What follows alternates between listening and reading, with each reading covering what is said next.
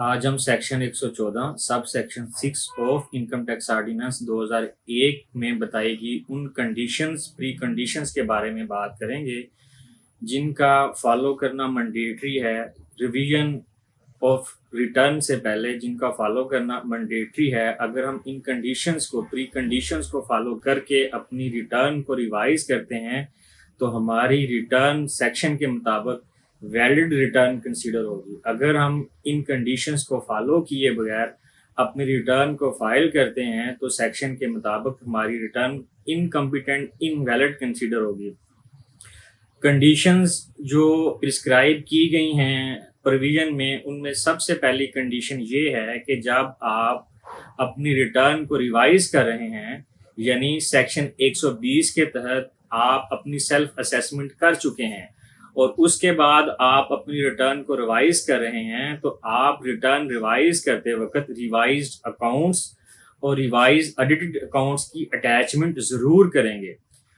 यानी revised accounts और revise audited accounts की डिक्लेरेशन एक्सप्लेनेशन रिटर्न रिवाइज करते वक्त जरूरी है। दूसरी कंडीशन रिटर्न रिवाइज करते वक्त ये है कि आप कमिश्नर इनलैंड रेवेन्यू को कॉम्पिटेंट अथॉरिटी को रिटर्न फॉर्म में गुड पल्जेबल रीजन देंगे जिसकी बिना पे आप अपनी रिटर्न को रिवाइज कर रहे हैं।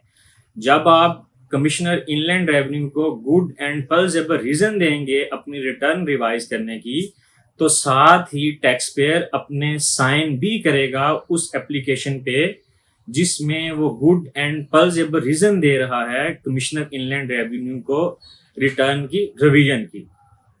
तीसरी कंडीशन जो लॉ हमें बताता है रिटर्न की रिवीजन के लिए, वो ये है कि कमिश्नर इनलैंड रेवेन्यू से कॉम्पिटेंट अथॉरिटी से रिटर्न को रिवाइज करने के लिए इजाजत लेना जरूरी है।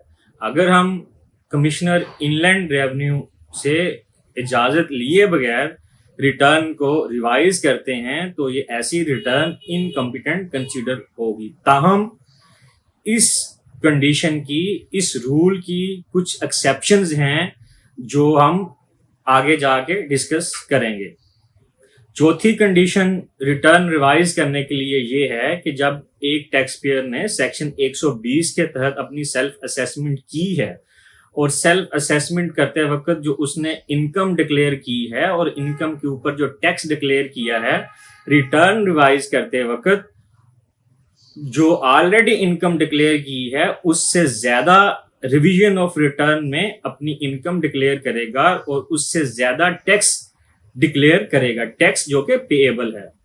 और इसके साथ ही अगर सेक्शन 120 के तहत उसने इनकम ऑफ स्टेटमेंट में कोई लॉस डिक्लेयर किया है और जब रिवीजन ऑफ रिटर्न करेगा तो उसने जो ऑलरेडी सेक्शन 120 के तहत सेल्फ असेसमेंट के तहत वो लॉस डिक्लेयर कर चुका है, तो रिवीजन ऑफ रिटर्न में वो उससे कम लॉस डिक्लेयर करेगा।